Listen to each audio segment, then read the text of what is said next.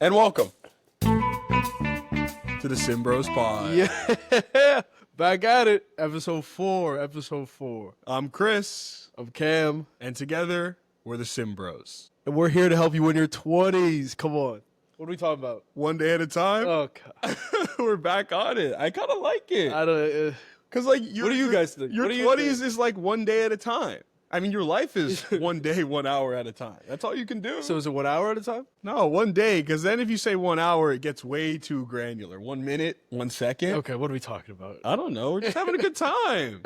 You just got back from your trip, huh? You seem a little tired today, huh? Early flight this morning, took off at 7 a.m. Eastern, Yep. and now I'm back on the West Coast time zone. So lack of sleep combined with a time change is always a great recipe for success, right? Combined with filming a podcast. Oh, No, but I always think, yay. bro, I was talking to people about this. Going west to east is always way worse, in my opinion, because you lose the time. Yeah, At I least agree. if you're going east to west, you gain the time back. I'm gonna go to bed so early tonight, even though it'd be like normal time, yeah. and then I can get more hours. I mean, even Like today, sleeping. I mean, I remember when I went to New York last week, I left at 2 and I didn't show up to New York until 11 p.m. Yeah. Like, you lose the whole day, but then I leave at 6 a.m. New York time and I land back in San Francisco at 8:50. Yeah, not bad. That's the one positive about cross country travel. If you go in one direction, but obviously you need to go one way to go the other way, and yeah, it was just there's also a delay on the flight. Yeah. God. Listen, traveling ain't for the week, and when we have a private jet at some point, hopefully things will get better. But I don't know. Delays suck. I hate them too. Yeah, How was the trip, all things considered, though? great trip. Shout out to my people. Yup. Great to see a lot of people I haven't seen literally in like Yep. almost a year to the day. Yep. It's just so good for the soul. It's good for the soul to to see good people. No, yeah. You know what I'm talking about? So I mean I couldn't be happier. Obviously now I gotta go back to work and like real life and all that, which sucks. But listen, appreciate the times that you got, appreciate the people that you got, and it'll just make everything more well worth it. Yeah, totally. And I think it's really important as you get older to really be intentional about seeing the people you care about, because we're all doing so many different things in our lives now. Everyone's pulled in so many different directions that making sure you set up time and really are intentional about finding time to see the people you care about is important as you go forward, because you don't know how, fleeting those moments might be when people start getting spouses, they start getting even busier with their lives and work. So it's really cool for me to see you continue to follow through on that, because you've had a lot of trips with your friends, and I really admire that. It's cool. Thank you. I completely agree. I think it's very important. And obviously, the further we get away from, these colleges and high school moments that we Yeah. had, like, the more few and far between these interactions actually become. So, Yep.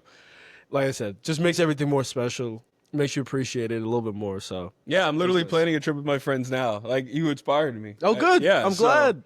Where so you be good. thinking about going? We don't know yet. I let them do the planning. Oh. I kind of just chill, and they're better off finding places than me. Type B? I mean, in trip planning, like, you just tell me where to be, tell me where to put the credit card down, I'll put the credit card All down. right. But yeah, those are with some of my college friends. I want to get a lake show trip set. So all the lake show members, we have to get something set. Aiden, either you plan it, I'll plan it. It doesn't matter. But It's not going to be you. So, Aiden, that probably. I helped plan the Super Bowl party. It did pretty well. I had to tell everybody. Nice to Super Bowl celebrate. party, dude. Bro, have you ever seen when you deal with all guys, no one knows what they're going to bring? I had to be like, we're bringing this. And they all were like, thank you for telling me what we needed to bring. Congrats on the Super Bowl party. Planning a trip is the exact same thing. Right? Aiden, he's not going to do it. He can't do it, so it's got to be you, dog. Anyway, what were you up to while I was gone for the week? Besides feeling lonely a lot, joking, of course, I had a lot of work to do. We had another offsite at work, so this one was just based in the Bay Area. So I had a lot of different people from different areas come in. So we did a couple dinners. It was good to see everybody in person, because my cohort, once we started, we all go to different areas and different places, and it's hard to get connected in one spot. So I was doing that for a lot of the week and did a lot of different things. Went out to SF, played a little Top Golf, which was a lot of fun. How good are you?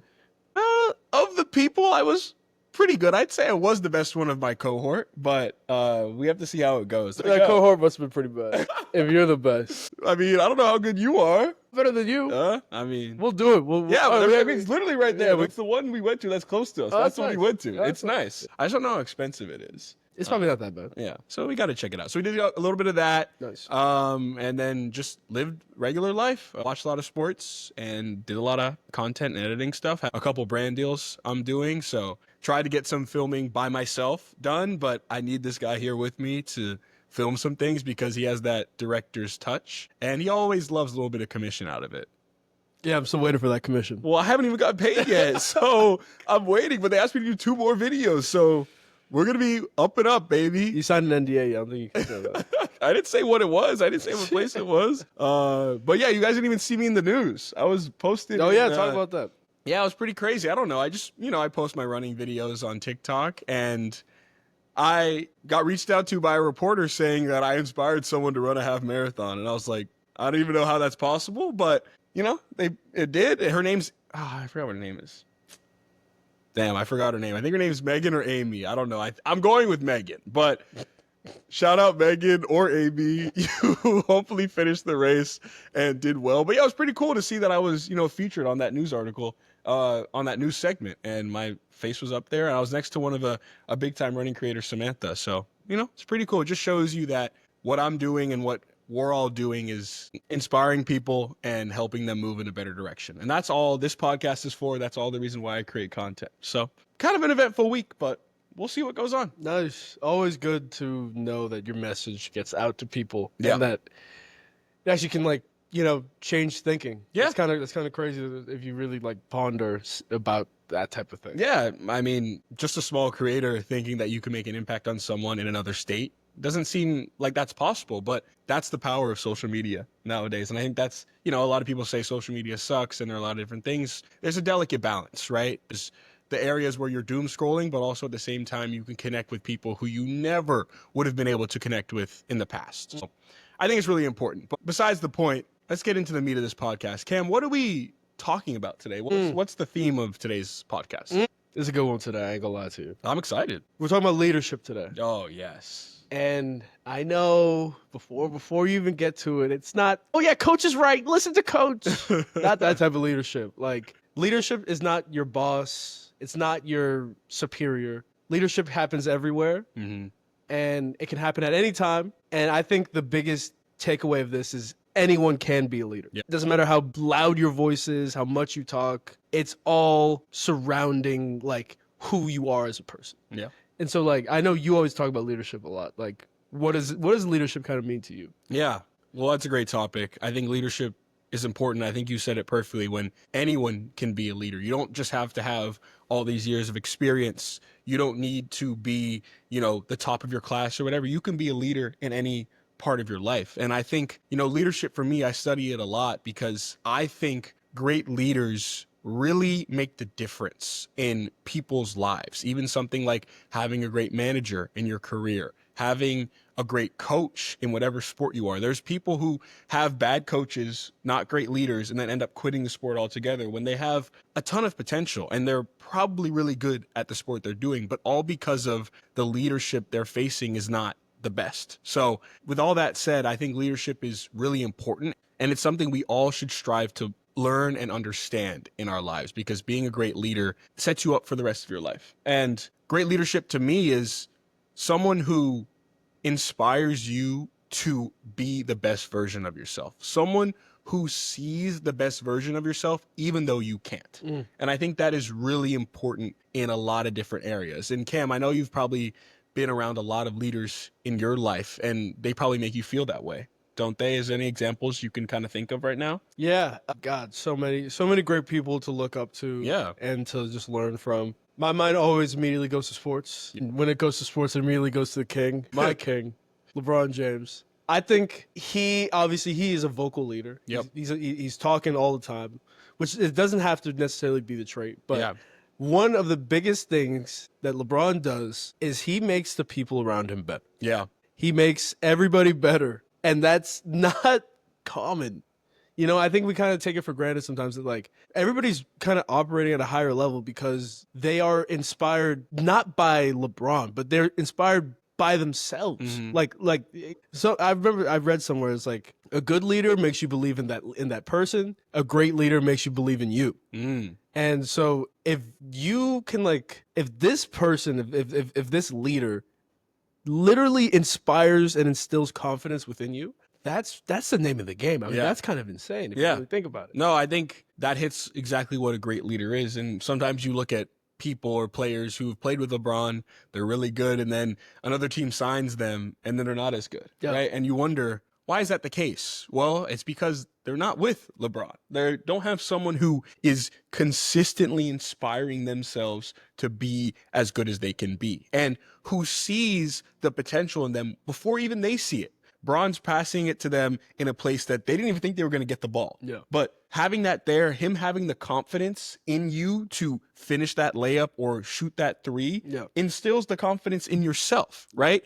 And that is something, the small things that a lot of people miss in leadership. It's not about being the loudest voice, right? Like that's important, of course, but that's not what leadership is, because there's always going to be a loud voice and someone's going to say, coach is right, or follow what coach says. But who is going to inspire you to get more out of yourself than you even thought you could? Yeah. That's leadership. And I don't know. I love that. I would love that example. And I would also love to learn about, a personal example from you, like leadership that you found or great leaders you've seen in your life that have inspired you to be better than you ever could be. Yeah. That's a good one. Yeah. Take your time. Yeah. I'm going to give a shout out to my elementary basketball coach. Yep. Shout out to Elon Buller. Shout out Campbell Hall, by the way. Yeah. Coach Buller was definitely one of the first people, okay, just for some context. We started playing, what's it called? Like you play other teams. Yeah. Competitive sports. Whatever. Right. Yeah. That's what launch. This guy's trying to be like, I was like, what did you say? We started playing competitive sports. Yeah, like in fourth grade, right? We started playing other schools. Okay, Yeah. There you go. Bear with me, people. We started playing competitive sports fourth grade. Yep. And, before that, you'd really just be playing against each other. Yeah. You know each other well. Yeah, it's fun and it's competitive. I'm using quotation marks for our listeners. It's not, you're not going up against somebody you don't know. Mhm. There's a little bit of a fear in that. Yep. And I remember fourth grade, I was like, what am I doing? Like, this is scary. This is nerve wracking, right? Yeah. I'm going up against these people I don't know who are actually pretty good. Yeah. Maybe even better, because I know how some of my teammates play. Like they might be even better than my teammates, right? And I just remember I was like, the moment's too big. Mm-hmm. I probably shouldn't shoot the ball just in case I embarrass myself in the air ball or whatever. And I remember Coach Buller would always instill confidence in me to be like, you are here for a reason. Yeah. This is your time. We need you. Yeah. And that vulnerability from him, we need you. Yeah. I need you. Yeah. You kind of realize, oh, this is not about me anymore. Yeah. It's about them. It's about everybody, right? Yeah. And I needed him to tell me that. Mhm. And so it's kind of like a sympathetic relationship. Symbiotic. So whatever. Sympathetic. Really, man. This guy just came back from a flight. Either way, but that was another beautiful moment. It was like, okay, I need you, you need me. Yep. Let's make it happen. You are instilling confidence in me. You're not telling me, okay, Kemp, pass the ball, Yep. or sit down, you're not ready. You're like, no, you got this. You got it. You can do it. It motivates you to be the best version of yourself. And Yeah. I think that's just what leadership is. I know you've been exposed to a lot of great leaders. Yeah. Any particular leaders that come to mind? Yeah, I think that's great in terms of, I love Coach Buller. I always say he was my favorite coach I've ever had. Yeah. Honestly, he just changed my life and my perspective on thinking about sports, and to do it from an elementary age is very, it's insane if you think. right? Like if I'm still in high school playing varsity basketball, thinking about, and I love Coach Buller, that shows the truly insane you're still in high impact school? you have on him. Well, no. Oh, well, I was just saying, if I was in when I was in high school, still thinking about Coach Buller. But no, I'm saying you're thinking about it right now. Yeah, so of it's course. even more Oh, effective. yeah, it is. I mean, you brought him up. I always thought about it. It's just, Easy. truly insane. And you always remember that, because when you're young, it's a make or break, right? You could have a great coach and you could really start pursuing the sport you love, or you can have a bad coach and pursue nothing and stop pursuing anything you wanted when you really had a love Lose hope for the sport. So Yeah. I think that's really great. I have so many coaching examples as far as leadership, but I probably want to start with, because I think we want to be diversified here, is thinking about my career and my first job out of college. I had a manager, Lucas, who was unbelievable. He saw out of me more than I even saw, right? That's what a great leader is. And, you know, coming to him, being in my first job, trying to navigate the corporate world, just being someone who was so real with me about things that were going on. And I think one of the hallmarks of a great leader, and that something that Lucas had, is transparency. He didn't try to sugarcoat things. He didn't tell me everything was going to be okay, because there are times where things might have not been okay, right? He kept it real and straight with me at every single moment so that I knew what I needed to do to get better. I told him I wanted to go on this path to get this position. He told me, here are the things you need to do. I'm not going to sugarcoat it for you. It's going to be challenging, but I think you can do it. And I'm going to do everything in my power to help you get there. And that's what I really love, right? Because, you know, fake leaders or bad leaders can tell you, oh yeah, you're going to get there. Like, I believe that, but they know that that's probably not going to happen because they're not transparent with you, right? They know other situations and other things. So I really, really enjoyed and loved the transparency of my manager, because he helped me get to the point I am today by being blunt and telling me this is exactly what you need to do. And I don't think if you do this, you're probably not going to get there. So it's better than someone who's just saying, yeah, do that. Like, I believe in you, right? And like, positive affirmations are important, but also being real is important, because leaders want to push you to get to a place that you couldn't even think you could get to. Love that you said that. I actually just saw this the other day. Yeah. The biggest characteristic of somebody who is a good leader, Yeah. and this was surveyed over like hundreds of thousands, maybe millions of people. The number one thing was authenticity. Wow. We humans are smart. We're very perceptive. If somebody is being fake or inauthentic, you could sense it immediately. And if you see somebody being inauthentic, that's not somebody you want to like gravitate towards. It feels fake. And then when you gravitate towards something fake, you feel fake. Yeah. And so that's just like, it's human reaction to like go away from that. Yeah. So authenticity is the biggest characteristic that exudes good leadership. So everybody remember that. Don't try to fake. Yeah. Like, people can sense that immediately. Be you. That is a much better way of success, of reaching success, is just by being yourself. Not trying to be anybody else. Yeah.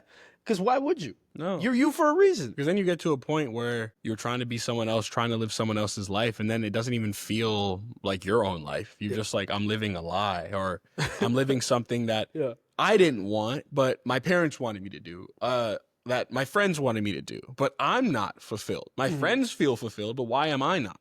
And that's what happens when you are led with a life of non-authenticity, right? Inauthenticity. Yeah, we're tough. We're butchering today, huh? I got no sleep. What's your excuse? Long week of non.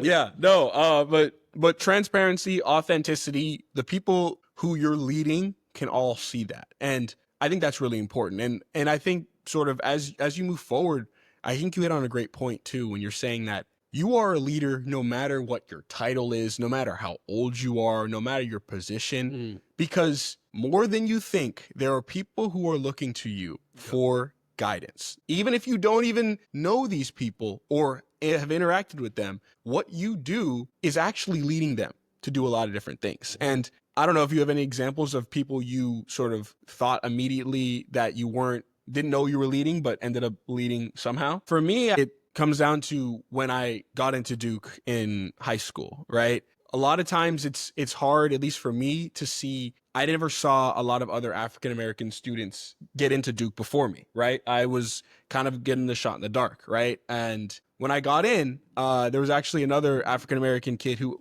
got in after me, the year after me. And I think, you know, I'm not going to toot my own horn at all. Duke is a great school. Of course, everybody wants to go, but we connected a little bit before he applied. And I think him seeing me get into that school showed that, hey, it was possible for people who look like us, right? And I didn't even think that me doing that would influence or lead someone else to apply to that school or to get into that school, right? So that was kind of an example that I always think about of silent leadership, of things me just doing about my life, but ending up being, you know, a leader and a trailblazer for someone else out there. Silent leadership is always important. Yeah.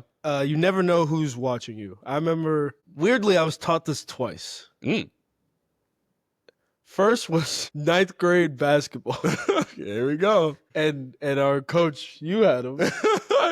He said, "You never know who's watching." I was like, "What?" Wait, was this Caddy? No. Shout out Candy. No, Shout out Alex Caddy. No, it was not Candy. Okay. I'm sure Candy said that. Yeah. He's a very smart man. No. I remember hearing that in ninth grade. I was like, "You never know who's watching you." And I was like, "Oh, okay." I was what, 15, 16, 14. Like I didn't even really know what that meant. Like, okay, cool. Then I actually also was taught it freshman year while rushing a fraternity. And I was like, and then it kind of hit me like, people are always watching you. And people are learning from you, right? And even when it's always when you don't think, oh, nobody cares. Nobody cares if I do this. Like, dude, there's somebody out there who's actually paying very close attention, who does care. Yeah. And so, like, just to put a little bit more emphasis on, like, you know, I'm not saying like be super rigid with everything that you do, but okay, like this might have a bigger effect than just on me. So always just keep that out there. I think silent leadership is, you know, something I like that you brought that up. Something that's not really talked about, but it's literally ever present. Yeah. I mean, you never know who's watching. You see that in sports stories all the time. There's a guy or people who are playing D3 basketball. I think even Duncan Robinson, right? That comes immediately to mind. He's playing D3. He's just hooping, going out there. He doesn't ever know who's watching him. Then someone from Michigan is watching him, ends up being at his game, reaches out, and he's playing on Michigan in the NCAA tournament. And now he is, you know, $80 million man, right? In the NBA, right? From a D3 player to a multiple millionaire, right? Like that can happen because you don't know who's watching. So it's always important for you to always give your best because you never know. You never know when someone might be watching. You never know when someone might be giving you an opportunity of a lifetime. But that is only way you can get that is if you're prepared, right? And I think that's immensely important. Yep. Because great leaders aren't necessarily lucky in the same sense you think about, right? They didn't just get something thrown into their lap. The reason why Duncan Robinson made the NBA as a D3 player was because he was always prepared for the moment. That was why he got lucky. It wasn't because of some random chance. And that's what is so important as you become a leader in your life. Failing to prepare is preparing to fail. Really a very true statement. I love that one. A lot of I also want to give a shout out to my most recent manager because she actually, like, okay, a little bit of context of me. If you haven't picked up on this, yeah, I like talking sometimes. You know, sometimes I like joking around. I like having a good time. We all do. Who doesn't, right? Of course. Thank you. And you know, sometimes it can be seen as, and again, it can be seen as, just get to the point already. I'm quoting this, counterproductive. Yeah. But it actually is part of my process. Not that I'm like some like famous painter who has like, you know, whatever. Yeah. But I think it's part of my process is like, I gotta like kind of get that out to be the best version of myself. And my most recent manager allowed me to do that. Yeah. And I like genuinely allowed me because Yeah. at any point in time, she could be like, stop it right now. Yeah. Like you're being counterproductive. You're not helping. But like it actually, she realized because she's very perceptive and a great leader and great manager that like it actually was helping me. Yep. And I was doing better because of it. Yeah. And I will say that does not happen often. No. And you really have to appreciate when that does happen because it's like, it almost is like a sense of not relief, but like, like somebody actually saw me. They see, I feel seen. I feel seen. Right? They understand that my process might not be the same as everybody else's, but I'm going to get the same, if not better results by doing the things I'm doing. As long as I get to the results. It's like if I did get there, yeah, of course. I understand. But if you get there That's it reminds me of like Phil Jackson. Yep. Jackson. Dennis Rodman was one of the craziest people ever, still is. Yeah. And Phil Jackson knew that if he tried to tame Dennis Rodman Yep. and keep him in line and keep him in order, Yeah. he would probably quit. Yeah. Honestly. Yeah. And he did quit a few times. But Phil knew, okay, we have a day in between Yeah. these games. Dennis is going to go off to Vegas and get married to himself. Yep. And that's just what he's going to And do. he'll be back and grab 20 rebounds next game. I'm not going to stop him from doing that. And that's another thing. It's just like, as a leader, understand people's processes. There's no one right way to do every single thing. Yeah. So everybody has their own different method. If it's working, if it ain't broke, don't fix it. Thank you. Yeah, I think that's perfect. And it also hits home for a coach for me who has impacted my life a lot. And I saw the same sort of thing. And that's Coach K. I think Who?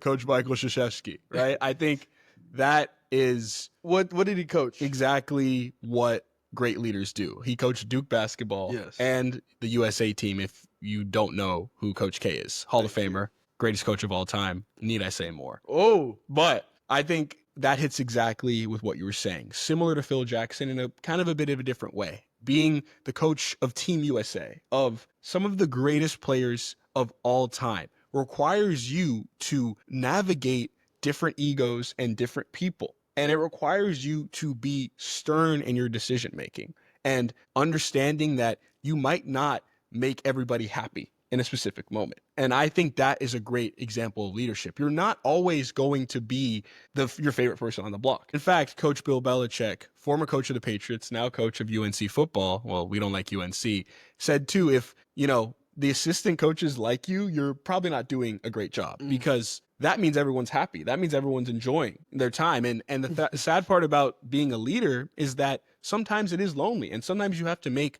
tough decisions that not everyone's going to agree with in the moment and people might resent you. But the thing is, at the end of the day, you will see when you win a championship and you have all this success, you'll be happy and you'll realize that everything a coach did was for that. And that's a lot of what I saw from Coach K, having to, send Dwayne Wade to the bench, right? Think about it. Dwayne Wade is coming off the bench, right? Who in their right mind could tell someone that, right? And who as Dwayne Wade would you ever respect being told that? Yeah. He's the only one. He's the only one who you could do that. And guess what? They won the gold medal that year. They did. So the one thing I do want to push back on because we're talking to people in their 20s. Yeah. They're probably not, head coaches or CEO level leadership lonely at the top. Okay. True. I think that's a great point. Yeah. Because they're going to get there. Yeah. Y'all going to get there. And you're going to have to understand that, not everyone's going to always agree with you. People are actually going to disagree with you very vocally. Mm-hmm. And you have to voice out your opinions and decisions. That said, in your 20s, I don't think you should be leading and people should be hating you. Yeah. If you are leading, it's probably on a relatively smaller scale. It's actually, I think it's good if people like you, especially since you're climbing those charts. At least at this point in time. But also say the scale still applies. I do agree. In a lower scale. Yes. Because imagine you go to work and you're an IC type of person, meaning no title. Contributor. Yeah, Right. Exactly. And everybody hates you. Yeah. That's kind of... No, of course. Right. But even if, as small as a friend group or things like that, sometimes, maybe not a friend group, but in some smaller areas, right? I think even something as small as a fantasy football commissioner, right? Shout out Jack Herman again, because he has to deal with a lot of different things. He makes a decision that, I'll tell you this, we have a fantasy football league of 14 people, and that sometimes 12 to 13 people don't agree with. Yeah. And he has to stand there and take that every time. But guess what? Usually in the end, we're all wow, I'm glad you made that decision. Yeah. Right? So I think in all aspects of your life, you can still think about that sort of leadership is lonely. You might not always have 100% buy-in, but to be a good leader means you have to make that decision. That is fair. Yeah. I honestly, that's fair. Shout out to all the fantasy football commissioners out there. Hammy, you might. Fantasy football commissioner, man, that's a tough job. I saw something on Twitter that said, I'm quitting my job to be a full-time fantasy football commissioner. I mean, I don't even hate it, dude. Once the season starts, it is horrible. It's because there's so many opinions. I've never, dude, it could be the most simple thing. Yep. Well, no way everyone will ever. Never consensus. Ever. It'll never happen. We should put quarterback scoring to what the regular scoring is. No. Why? No. Why? Bro? Like, we should not reseed in the playoffs. No. But that's what the NFL does. There's so many things. Yeah. Find a consensus in a fantasy football league. If you guys can, anyone out there, I commend you. All power to you. There's no way. There's no shot. It'll never happen. Shout out those commissioners out there. Amen. I think we've talked a lot about what great leaders look like, but I think it's also important to say what not a great leader looks like. So you can either not be that in the future or see that pretty early and find a better leader in your life. Yes. What do you think? I mean, you've had a lot of not great leaders, huh? So I'll let you take this one. Quote from Dave Ramsey, I think, answers this question. Leaders pull, bosses push. Don't be a boss. Yeah. It's not 2012 anymore. That's so boss, man.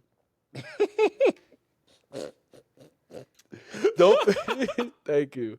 Don't be a boss. That's not cool anymore. It never really was cool, if we're being honest. Yeah.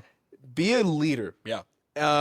So honestly, the biggest thing that comes to mind is a boss is somebody who has one way, or it's their way or the highway. My way or the highway. And not even the ability to open up like the dialogue. Yeah. It's like, I've done this longer than you. I know more than you do. It's my way. I'm right. Yep. Point blank, period. That's rule number one of how to be a terrible leader. You never have the answers. I don't care who you are. I don't care if you're the smartest person on planet Earth. You don't have all the answers ever in any situation. So always open up the conversation. And look, if the conversation happens and like you're really not hearing anything that sounds good, you as a leader, you have the power to be like, okay, no, I really like where I stood with what I said. But you have to open up the conversation, right? Yeah, no, definitely. The worst thing you can do as a leader is not take in the perspective of the people you're leading. Because when you don't do that, it's kind of like when you go back to what, Coach Buller's saying, we need you. Or your manager saying it's okay that you kind of horse around at work, right? That feels like you're not, when they do that, it makes you feel like you're seen. But when someone doesn't do that, you're not seen. It feels like your perspective means nothing. It feels like you're just being the secretary for your leader or, as you said, boss, right? Yeah. So that is super important because the thing is, a lot of people who have been bosses or who are bosses now, they've been through a lot in their life and they're probably really, really laser focused on one perspective and one way of life. And the cool part about being young and adding a different perspective is that your perspective might be something they've never thought about before. Yep. Never. Mm-hmm. And that perspective might change their life for the better. Because great leaders are the ones who understand that, hey, this person I'm leading might have a different perspective than me. And that's actually really good. Yeah. Having a new perspective is great, right? Because it's a fresh set of eyes. Maybe I've been looking at this problem for 10 years, right? And I've been looking at it the same way. I've kind of been stuck in my own head. But having fresh eyes of someone who's, 22 years old might help me. And at the same time, that idea might not be right, which is okay too. Yeah. But as long as you're synthesizing and making the people you're leading feel heard, that is what a true leader does. Because the bosses, the ones who say like, it's my way or the highway, I don't care what your perspective is, that is how you start to push people away more than you could ever thought. And that's why, their lives aren't great, because it's my way or the highway, Who wants that? Nobody wants that. Leaders pull, bosses push. Yeah. Okay. If you ever are feeling like intense pushback, not just regular. Someone else. Is leadership. Yeah. Just be feeling intense pushback. Like I can't even like go up to this person. Yeah. Oh yeah. That is a telltale sign you are dealing with a boss and not a leader. And honestly, my guess is that person wants to be a leader and just is going about it in an absolute wrong way. Yeah. Yeah. It's just like even take a step back and see. You can like try this with your life. See who's pushing you back a little bit too much. Yeah, that's right. I think that's a great example of a bad leader. I think another example of a bad leader is someone who blames everything on you and never takes ownership, right? Especially in public situations, right? A great leader, I love this quote, Michael Lombardi. I wish he was doing his podcast. He is currently the GM of North Carolina football, former GM and special advisor to Bill Belichick. Gotcha. He says, great leaders stand in front of a team when things are going bad. and stand behind the team when things are going good. What does that mean? It means when things are going bad, when you're not hitting your quarterly numbers, when you've lost 10 games in a row, instead of saying it's the player's fault, you as a coach, as a leader, as a manager say, no, it's my fault. I am not pushing my team the right way. It's my decisions. The team is not performing because of me, right? That is what you do. You shield off every single player because you honestly need them, right? You need them to not be rattled because if they start taking criticism and, they start feeling pressure, then you're going to lose them, right? So in those situations, you want to stand in front of the team, right? And this is what a lot of leaders struggle with, even when recognition and the praise is coming, standing behind. Saying, it's not because of me. It's all because of my team. It's all because of the people I'm leading. Right? That is a sign of a great leader. And the ones who don't do that, the ones who are quick to blame you in public settings and are quick to take all the credit when things are going well, that's how you know you're not dealing with a great leader. That's how you know you're dealing with someone who really only cares about themselves. Yes. I love Bill Belichick. I know we're talking about the same guys, but he is one of the greatest leaders of all time. I mean, it's a simple quote that's so applicable to every aspect of life. Players win the games, coaches lose it. That's it. If something bad happens, as the coach, as the leader, that's me. I didn't prepare them well. My whole job description is to prepare my team to win. If they don't win, that's me. I don't care if they missed the last shot. Or I don't care if they fumbled. Like what? Football is only one play. Football is a 4-quarter game, 52 people all contributing to the same goal. It's never on one person. But guess what? When they win, that person's going to take the credit. And that's just how it goes. And hopefully, if that person's a good leader, he'll even push the credit towards the rest of his team as well. So it's just kind of like that. It's a never-ending cycle of this wasn't me, this was the team. And then when things are bad, it's all me. It's me. I needed to be better. But I think that is crucial. And some people might be saying, well, I'm never going to get the recognition I want. I'm never going to get to the next place. Listen when I tell you this, you absolutely will. It will work out for you in the end. I think that is so mistaken that you think you need to be getting all the recognition over the people you're leading. I mean, right? Seriously. Because what you'll see is that the people who you're leading, when things go well and you say it's all them, they'll start pushing you even more forward. And they'll start talking to other people around the company or other, coaches will start poking around and they'll be like, oh, this guy's really good. Let's hire him for this. Let's pay him more money, right? So you're never going to miss out on, promotions and accolades when you kind of take a step back and say, hey, this is all because of my team. All the success is because of my team. That is what you have to get through your head if you want to become a great leader. I've never been a fan of any person, especially leaders, but really any person who is like in desperate need of recognition. Oh my God, it's the worst. It'll happen. Like your work will always supersede whatever recognition. So whatever that means, like just put in the work, keep going, keep doing it. Like it's so obvious. It's like I need them to say that this was good. Come on. We're good. You got it. It's gonna happen. It will all work out in the end. Because if you're continuously just chasing like gratification for things, you're not going to either feel fulfillment, and there's going to be a point where it all stops. But if you're chasing impact, if you're chasing fulfillment with the people you're leading, at the end of the day, that should be all that matters. The accolades shouldn't matter, and I know a lot of people say that, but it shouldn't. If you want to become a great leader, it's all about impacting the people you're leading. It'll happen. Like I agree. It's kind of along the lines of if you're doing stuff for recognition, like you said, there will be no the amount of satisfaction you'll actually get from it will be a lot less than if you actually just do it to do it. Or do it to find the satisfaction in the process. Or do it for the sake of leading, for the sake of impacting people. And just always do it for the process. Love the process. Otherwise, the recognition won't even mean as much. Yeah, it won't. And I think we're talking a lot about leading other people, but you can also just be a leader in yourself, within yourself. And I think what you were just saying about the process and following it, even though there might be ups and downs and you might not have the accolades you want yet, is important. I think that goes back to me, training for a marathon, right?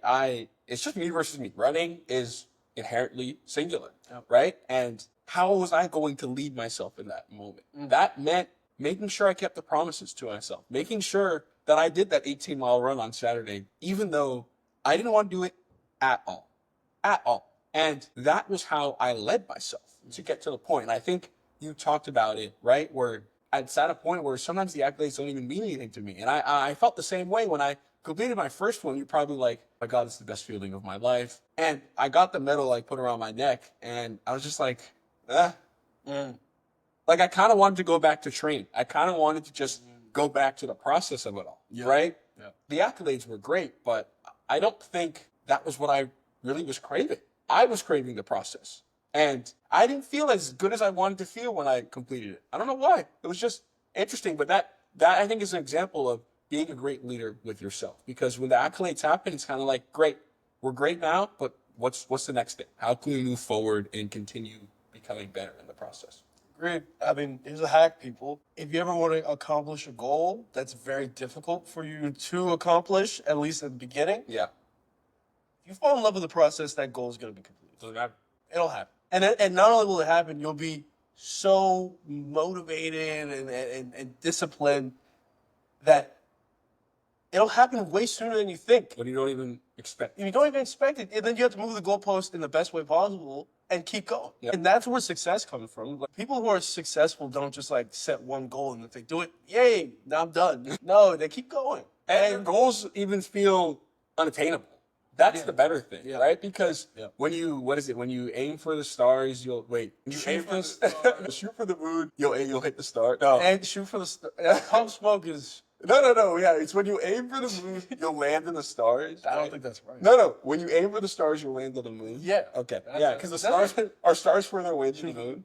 Well, yeah, the sun and all that. Okay, so technically, right? So the whole thing is like aiming deeper than where you are. Yeah, it's way further. Aiming further than where you are, and then you by putting that goal very high, you'll end up landing somewhere that might not be the end goal, but it'll actually be higher than ever possible if you would just put the goal at the moon. Still better than being at Earth. Yeah, exactly. So it's all about aiming high, setting yourself forward. That's how you become a great leader, and that's how you lead yourself, right? Yeah. Set things that you know doesn't feel possible right now, but if you do that, then you'll become a great leader within yourself. You'll force yourself to keep those promises. You'll force yourself to keep pushing forward with the process, and you'll get there, right? Because you can be a leader within yourself just as much as with other people. Amen.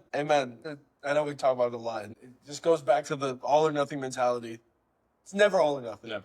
Put in the work incrementally, and you'll literally get to the places you want to go. It's never all or nothing. Going to the gym for 10 minutes is always better than going to the gym for 0. Yep. So, Brick by brick, stack things together. So to recap, people, you might be asking, like, how can I be a leader? Remember, be you, first step. People are watching you. You are a leader already. It's not like you don't be, you know what I mean? Like, You don't need validation. You don't need. So you're already a leader. you already are. So take this now, and if you feel like you're not even a leader of your own life, you are.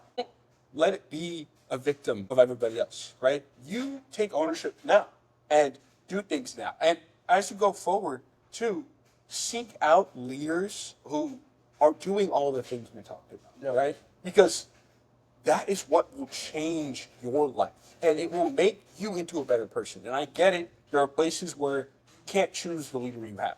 That's a given. But do your best to find and seek out the right people, the right mentors, the right leaders who are going to put you on the right path. Because you're going to be a leader at the end of your life too, if you're not already. Yeah, I mean, you'll never forget a good leader. So be that person. Be that person. Think about you having good leaders right now. You'll never forget that person. Be that to somebody else. Yep. And you also will definitely never forget any bad bosses that you've had. So don't be that to them. And if you don't have a good leader right now, that's okay. You can also be your own great leader. Sometimes you just gotta look in and be your best leader, even though someone might not want the best thing for you. I guarantee you always want what's best for you. Yep. So believe that and trust that intuition. Yep, you got this, people. And usually when you start getting into the playoffs in sports and further along in the road, there's one common factor. It's a great coach and a great leader. And I mean, I think we have a lot of those right now in the playoffs. Think about Rick Carlisle, Tom Thibodeau, Mark Dagnall. The list goes on and on. Chris Finch.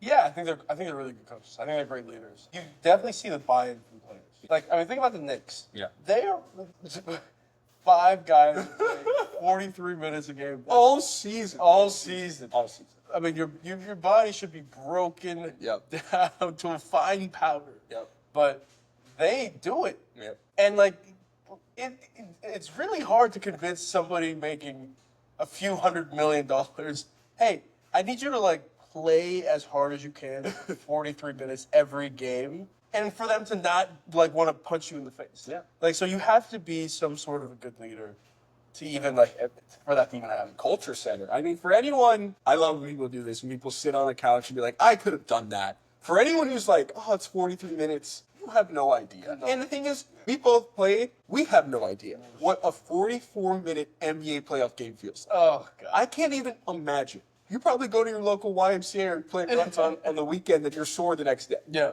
This is with nothing. Can you imagine? And you tell people, oh, I could do that. Yeah. Like, oh, I could have made that catch. Why can't he make that shot? We're sitting on the couch eating chips. Let's be honest. I think that's a great point when you talk about culture and leadership. Tom Thibodeau is the same, right? That's his culture. Yeah. And you can see people buy in, especially Josh Hart. I love Josh Hart. Former Laker. Yeah. Right? And he's going to do anything. He knows he's undersized. He knows they're going to put a big on him. And that doesn't matter, right? He doesn't care. He's going to go get more rebounds than that center, right? So that shows you the culture and the buy-in that a great leader can instill. And because when you have that buy-in, you can do anything. Yep. And they'll trust it, even though, there's probably days where Jalen Brunson doesn't want to play 45 minutes a game, right? Mm-hmm. Because, but he trusts the coach. And look where they are right now. He does. One of the coaches also happens to be his father. Yeah, that always helps. Maybe not for us, but shout out that baseball coach from the beginning. What do you think of that Knicks series? I think it's going to be... What, Knicks Pacers? Knicks Pacers, yeah.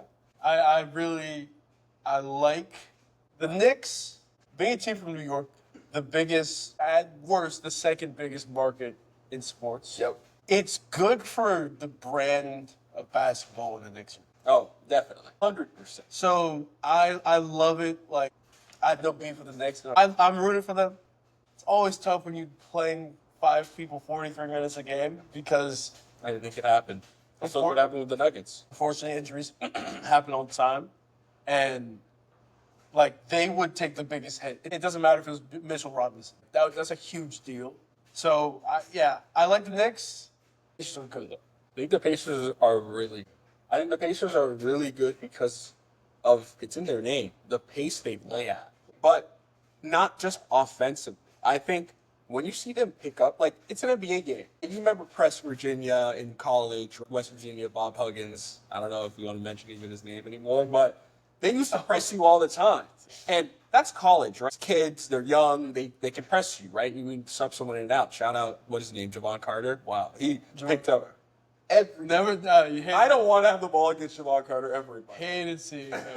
Oh, my God, at the front of the front. Dude, every time. But the Pacers, it's Nembhard, it's Neesmith, right? They're picking up full court. And what people don't really understand or sometimes novice NBA watchers don't understand is like, oh, they're probably just like shadowing him up the court. That's not really doing anything, but it is, right? You saw what that did to Donovan Mitchell, right? Even just having to turn a couple times across. That, you get past the half-court line, there's already 17 seconds left on the shot, right? And you're getting into your offense way late, and Donovan's already tired. I mean, one of my favorite things to watch is after whoever brought the ball up past half court, what the Pacers do very well, and the T-Wolves also did this, that guard has their back to the basket.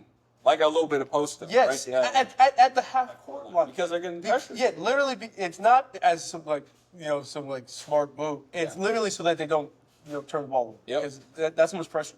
Watch Luka. I saw this I pay attention to this every possession. He would always walk it up court because Nickeil Alexander-Walker or Jaden McDaniels was on him, shadowing him, turning him a few times. Right when he crossed the half court, Luka's back is to the basket. Yep. And so, yeah, you can set a very high ball screen, but guess what? That's just more room for the defense to like roam and have available to like play with. So, it's always interesting. I love looking at that. That's what Nebhard does. Yep.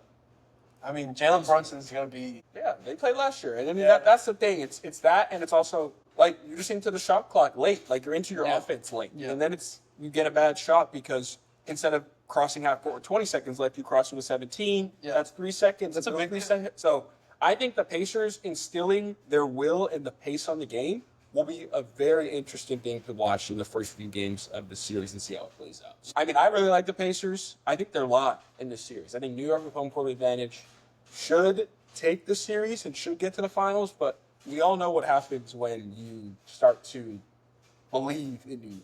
Even all of us were thinking, like, once Boston won that game, is New York really going to win? If they lost, I mean, Game 7 in Boston, like, listen, that's a tough. that would have happened. I think someone was telling me, they said, watch, they're going to play all 5 players. New York's going to play all 5 players, 44 minutes. They're going to lose Game 6, and then they're going to lose Game 7. Yes. But thankfully, it didn't happen. No. That's just what New York does. But what I think, I want to talk real quick about the X factor. We all know Jalen Brunson is great. I think, you know, and this is not going to be rocket science, but I think it is, right? Like, the X factor for the Knicks is Cat in this moment, right? I think.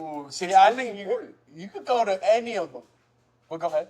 I think playing big is going to be important because Miles Turner, he's a big, but he's kind of like a roaming big, right? He's a 3-point shooter, right? He's in there. He gets blocked shots, but he's not the typical, right, like super physical type of big. He's a pretty good rim protector. I think he's a rim protector. Listen, rim protector is something, but I also think you can outmuscle him, right? Like a rim protector is one thing, but a physical big is something different. So I think if Cat can play physical and really take advantage down low, like that will be important. And also, obviously, hitting threes, getting Miles out of the paint. But I think because Indiana is super physical, and you saw kind of with Jared Allen and even a little bit of Mobley that they got a little standoffish at the physical nature of it. I still, I mean, yes, completely. I can't believe the Cavs lost. Yeah. I can't believe the way they did. They looked like they were broken. They were broken. They lost. Broken.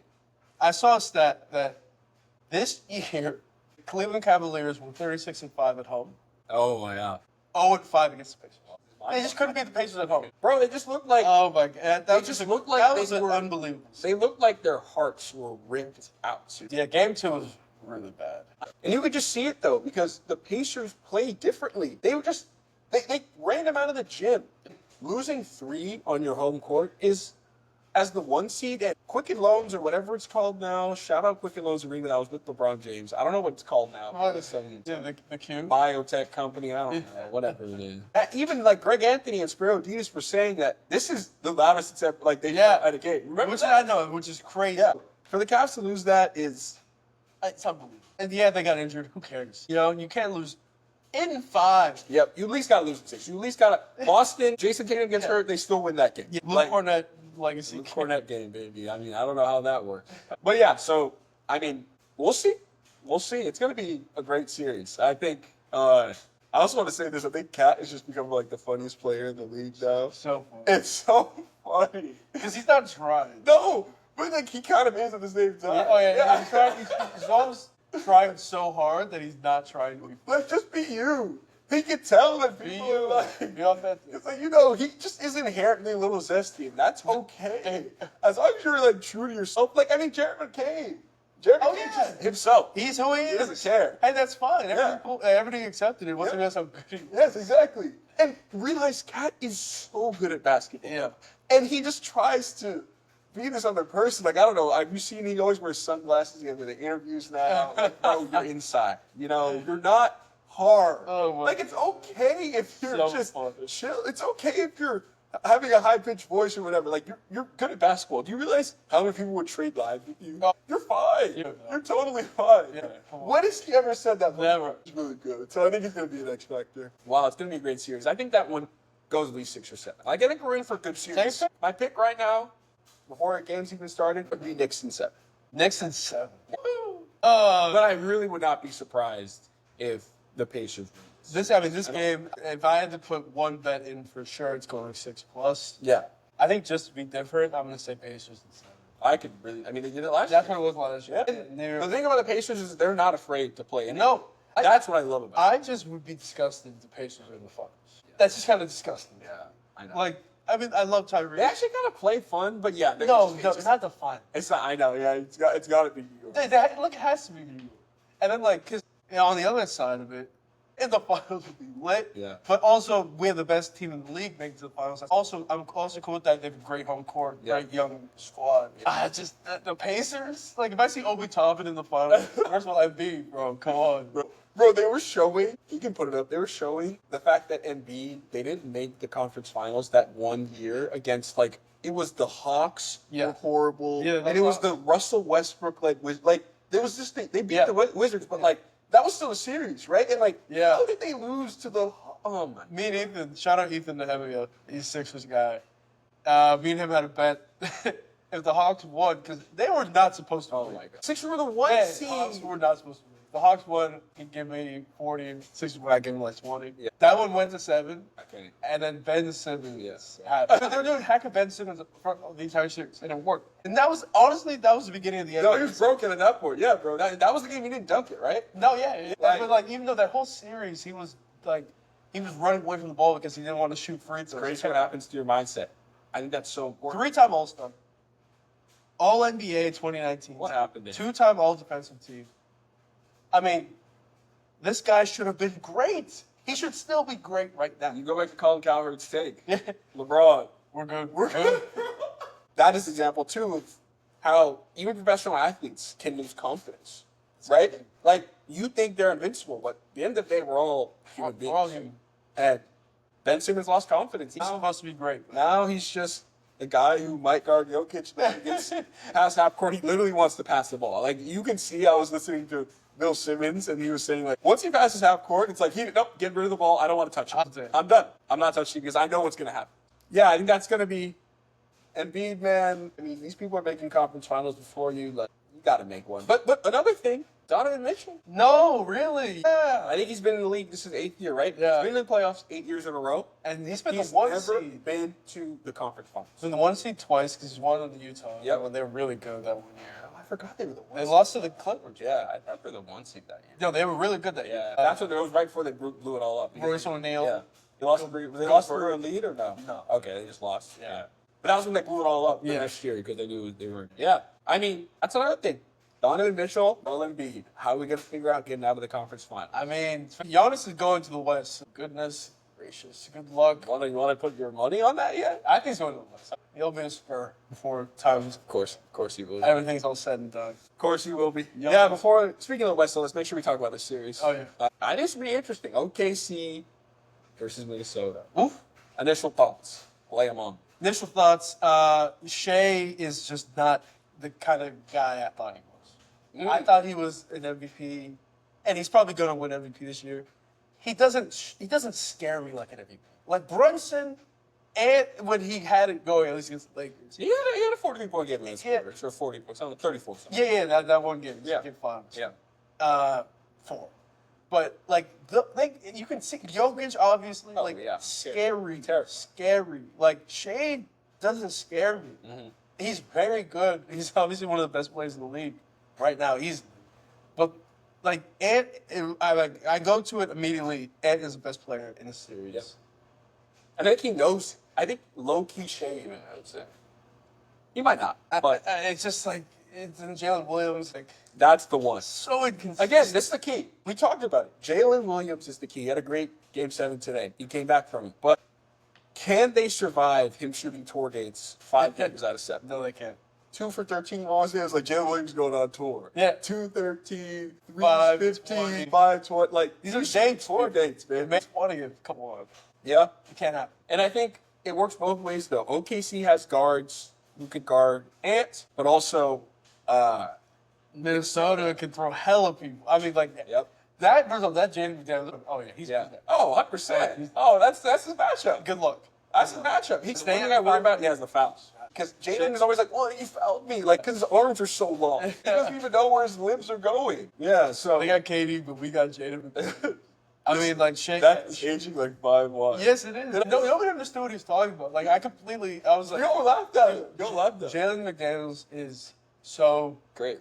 When Jaden is playing well offensively, it actually if he's hitting open gonna threes stop. and like, because he's able to make these like weird plays. Sometimes he takes these floaters, Yeah. and I'm like, there's no way that's going. It's like, oh, like if he's playing like a third option, like light offensively, and he's doing everything he's doing defensively, It's their team dangerous. opens up. And I think key for me here is it's going to be Randall. How is Randall going to play? And also, how is OKC going to guard Randall? Because listen, Chet ain't want none of that. No. Randall is eating. He actually is a that big, up. No, he's a big body. Yeah. Like, so they're gonna put Hartenstein on him. Probably. I put Chet on Gobert. Yeah, but I mean, Just still gotta can box Chet box him out? Yeah, that's it. Can he get rebounds? And maybe they even tried to put Dort on On Randall. Julius Randall. Starts too. I don't even like. They're all little husky guys. That's what if we put on Ant. Yeah, I think J-Dub's good defender. Yeah, Ant's good coach. I think you go J-Dub. You could start. I think and then you go Caruso and then Casey Wallace. You're probably gonna start with Dort. I think there are people. there's a lot of adjustments that are going to happen. It's probably going to be Dort on Ant to start, but I think if Casey Wallace or someone else comes in, then they could put Dort on Randall because you really have to see how Hartenstein can he keep up laterally with Julius, especially the way he's playing. I mean, Chet can't guard it. Chet cannot guard him. Like, there's no chance Chet can guard. So Also, Thunder coming off of, I mean, it wasn't necessarily emotional. Yeah. But 7-game series. Yep. Something to consider, something to factor in. Wolves got rest though. The last time they had rest, they played So horrendously first. So rusty. So We'll see. Warriors are out. So I'm happy. And the Nuggets are out, man. Warriors and the Nuggets are out. Successful hate wash. Hey, watch. Finally, bro. It took a while. Yeah. You had to early picks because I know we'll mention this next week, but early picks, early ideas on this. I'll let you go first today, and I'll zag. You know what? I'll be a little bit different. Let's go for it. I got Wolves in 5. No, you don't. I got Wolves in 5. Wolves in 5. Wolves in 5. I said it. How do you even physically back that up? Ant is gonna go crazy. I mean, you said Wolves in 5. I think If I said Pacers in 5, you'd be like, what? Pacers in 5. I actually No, sorry. I said Pacers in 5. Oh, yeah, true. Yeah, you're right. Wolves in 5. All right. They showed the ESPN. It was like everybody for both conference semifinals. It was Knicks, whatever. Everyone picked the Celtics, Cavaliers. Everyone picked the Cavs. They were over 22. So it shows you that experts know nothing. That's what it shows. Experts really like you're not playing. Like you can do all the math, all the points per possession, all the advanced metrics. But at the end of the day, the players got to play. Players win the games. Coaches lose them. Bill Belichick. Idea for the series. I think I would go Thunder in 6. I think the Thunder are the better team, and I think the better team will show. Yeah, but they're not, it's They kind of don't like, feel great. They feel great too. they're not the scarier team. Now, honestly, it kind of matters at this point in time. Yeah. Is Shea ever going to be yelling? Like, Ant's going to be yelling Confidence, at like the utter confidence and even random. yeah. No. They got the aura and the swagger. Like they feel like they're going to make the first punch, and they're the more they have the more swag of the team. Like they're cool, right? Yep. Shay's kind of just like J-Dub is just really weird. What a weird day. He's like so yeah. Let's see. I got the Thunder. You got the Wolves. I got the Knicks. You got the Pacers. But I think it's up for everywhere. I said Pacers 7. Yeah. Should be some good series. We will be live streaming future games, probably on the weekends. Keep an eye out for that. Live reaction. Live reaction. It's pretty funny sometimes. We say the same things a lot of times. Yeah. Yeah, we do. There's just things that are going on. Even small things like calling when a timeout is going to happen. Yeah. I always love doing that. Yeah, I think that's what we'll do. But yeah, you're going to be set for a great series. I think literally anybody could win. I wouldn't be surprised if any team won. It's probably OKC's to lose. It should be. But I think any team can win. I love it. Let's have some good basketball. And on that note, challenge of the week: identify one great leader that you've had in your life. And write down what they did well. Try to emulate that. But first, just write it down. Write down what they did well. Yeah, that's all I got. What do you got, I think? No, I think it's a great challenge. I love finding great leaders. I want to become a great leader. Every day I'm chasing that ghost to becoming a great leader. While I learned from other leaders in the process, I think it's great to find good people who you've met. Great. That's a great thing. Well, yeah, this is a great day. All right. On that note, We're out of here. stay locked.